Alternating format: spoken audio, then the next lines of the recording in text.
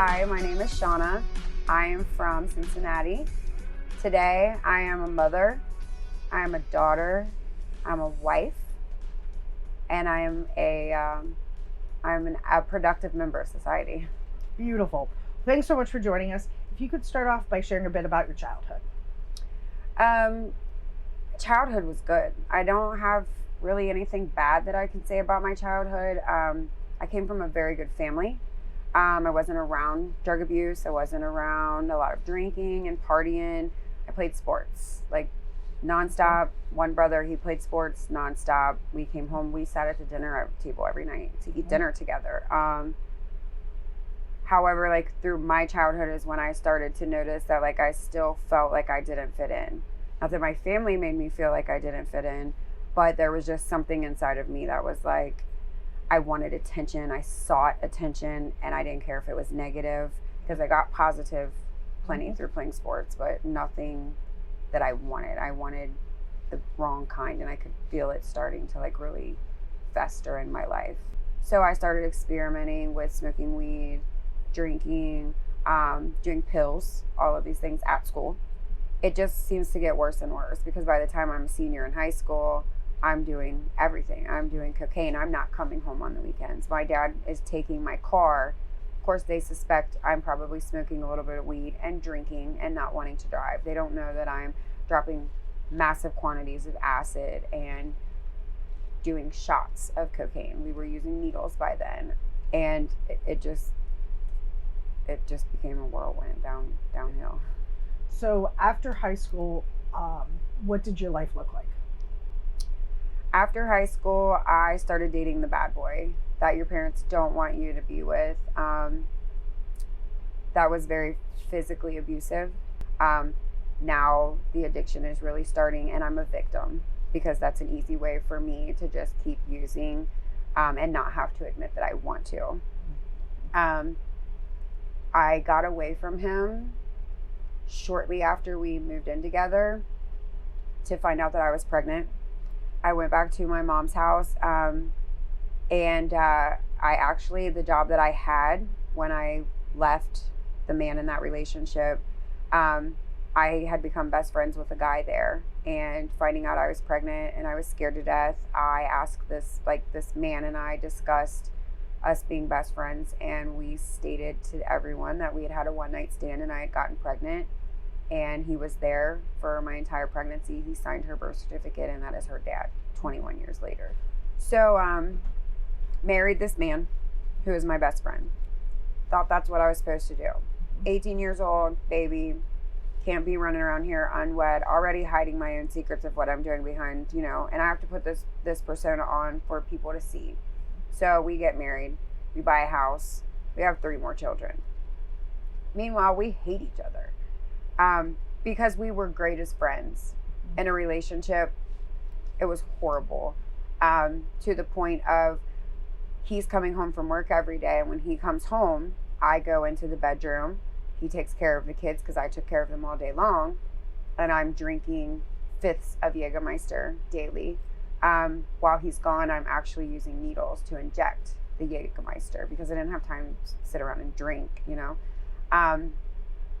to the point that he starts really starting to notice like something's not good here. He starts to call me on my shit, and I kicked him out. I told him I was done. I didn't want to be in that relationship anymore. I didn't like him. I blamed it all on him. He's the reason why it ended.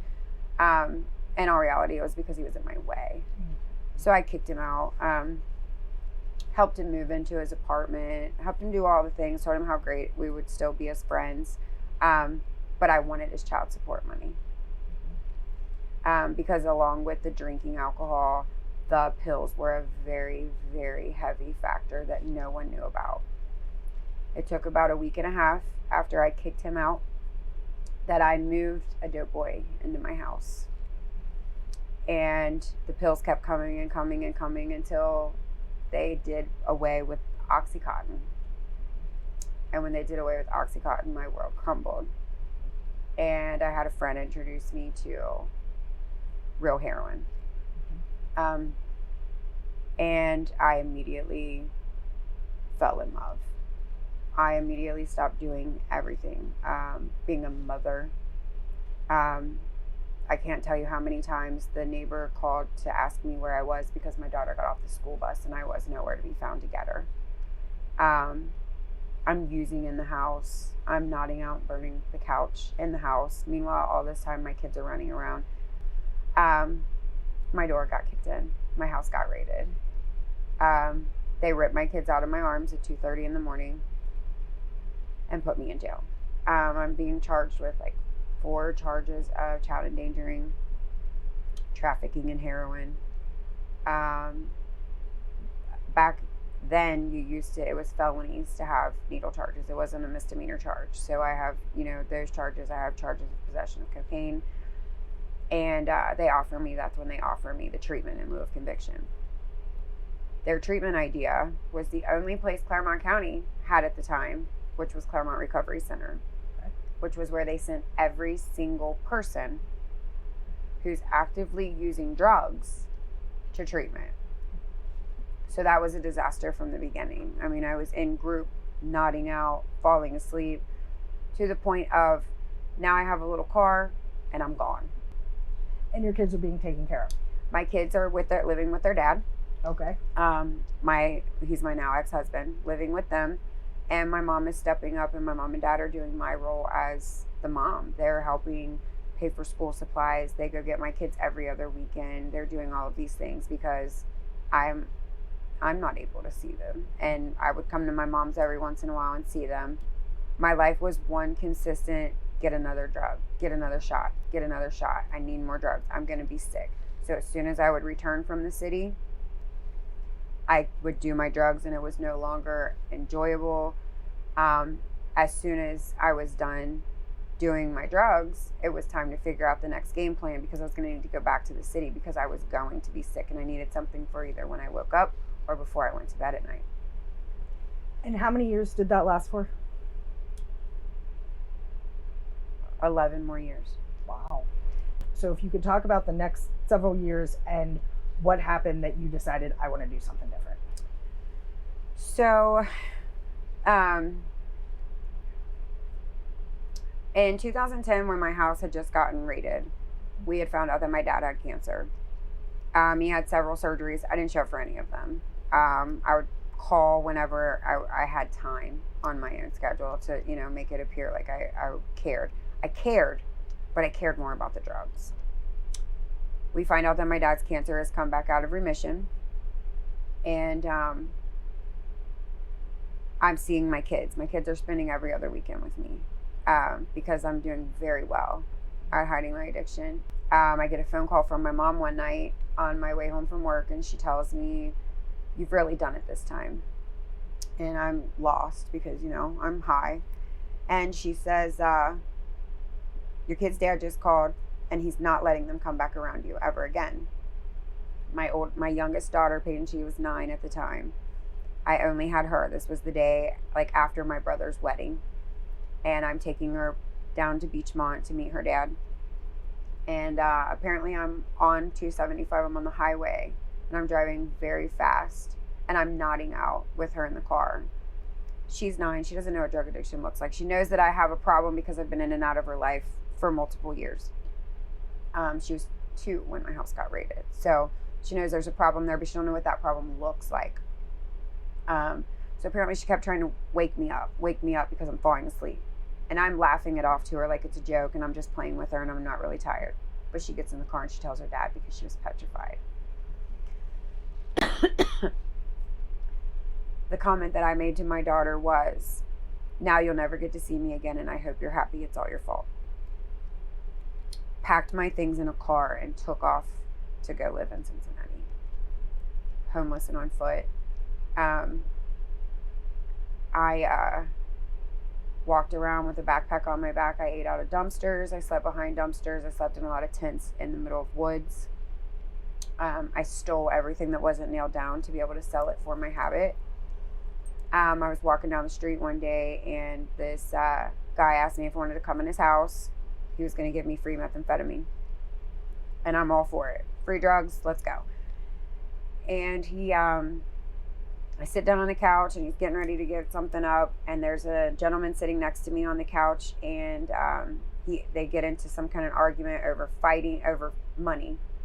And the next thing I know, they shoot this man on the couch. I'm in shock because I just want my drugs. Just give me my meth, let me go. So I go to get up off the couch to leave. And the next thing I know, I wake up. I don't know how many days have gone by. I wake up in a basement at the bottom of the stairs. I had been thrown completely airborne down the stairs to where I landed, hit my head, went unconscious. I wake up, I'm not really sure where I'm at, what's going on. I can hear people upstairs moving around. And it doesn't take long for me to kind of like, I'm sick. I'm waking up and I'm full-fledged dope sick. So the only thing my mind says is I got to get out of here. And I go to climb the stairs. And the two men come down, strip my clothes off of me, chain me to a water pipe above my head. I spent the next 4 months chained to the water pipe above my head, where anyone who came into the house was able to beat me or rape me. I was sold to them to support the two couples upstairs' drugs habits. Until one day they had brought me upstairs to clean their house. Usually the men weren't home when I did this. The two women who sat on the couch would watch me. Now, mind you, the entire time I'm down here, I don't get to shower. I don't get to clean myself up. I have some pretty gnarly scars on my leg where they would muscle pop drugs into my body. They kept me well, because it kept me quiet. And the women would bring me upstairs and they would have me clean, and the whole time they would tell me how pathetic I am and how I'm, their slave and I'm trash and all these things. But this one day they brought me upstairs and the two guys were there, the girlfriends weren't there. And I'm watching them and their bodies are shutting down from where they've been up apparently for too many days. And I'm cleaning far away from them. Now, cleaning for me was a chore because where I had been chained to a pipe, my arms wouldn't all the way lower to my body. So it wasn't the easiest task. And I'm watching them and I'm cleaning, but I'm being loud. I'm banging into things, knocking things because they're sleeping and it's not startling them really or waking them up. So I'm slowly moving my way into the living room area. And I see them sleep and I'm banging and banging and they're not moving. And they're either setting me up or they're asleep. But this might be my only chance. And I remember running to the front door and unlocking a bunch of padlocks. And I didn't know it. In my mind, there was like 40 padlocks. I don't know how many there really were. And I pulled the door open and the door slammed shut. And I remember hitting the floor because I thought they had shot me. The door was bungee corded to the screen door. So when I yanked it open, it slammed shut and I immediately thought that I had been shot. And I hit the floor and thought that here I go, I'm dead. Opened the door back up, pushed the screen door open and ran out into the middle of a street, weighing probably 70 pounds, naked, not having showered in 4 months. I called the treatment center and asked them if I could please come back. I walked 8 hours November 1st barefooted back to treatment, and stayed. Called my mom every day, called my dad every day, called my kids every day. Didn't have resources at my disposal. I had to put the work in. I found a sober living house. It's called the Jordan House. It was a phenomenal thing for me to be a part of. I stayed there for 6 months. I got a job. I got my peer certification. I started working a 12-step program and I got a sponsor. And I learned the freedom that 12-step program gave me that I couldn't find anywhere else. Yeah. I was able to move back home, out here to the country where I'm from. My dad passed away in April, and I was able to rebuild that relationship with my dad for 3 years. I was able to show up for my mom and hold her hand as she buried her person that she's been Right. with for 41 years. Today I'm able to help her go over there and jump her cars or help her mow her grass. Today I have a taxable job. Yes. Today I spend summers with my kids and every other weekends with my kids. Today I have a good man in my life that doesn't believe in, violence or mentally breaking me down. He supports me. He loves me. And that's because I know my self-worth today. Yeah. I'm getting married in November, and I'm going to Tennessee, and my children get to come with me. Like, their dad trusts me to take my children, I do a lot of walks for human trafficking. I do a lot of advocating for human trafficking. But man, today I'm grateful. I have a relationship with God, who I had turned my back on many, many years ago, because I know how powerful he is, and he could have snapped his finger and put me out of the whole situation. But I'm grateful for the pain. Absolutely. Can you share some words of hope that speak true to you when you're struggling? It's going to be okay. It's always okay. When I'm in the middle of it, I don't never know how I'm going to get out of it. I don't think I'm going to get out of it. And it's always okay. It turns out exactly how it should be. And I survive, and I'm okay. And so is everyone else in that situation. It's okay. I tell myself all the time, it's okay, or it's fine, everything's fine, it's going to be fine. But it's okay. It will work itself out. This has just been an incredible story of that the depths of active addiction and where it can take you to, and the highs of true recovery, and the just peace that you really seem to have. I mean, you exude this sense of, I'm okay today. Yeah. So thank you so much for coming out and joining us. It's a beautiful story. Thank you.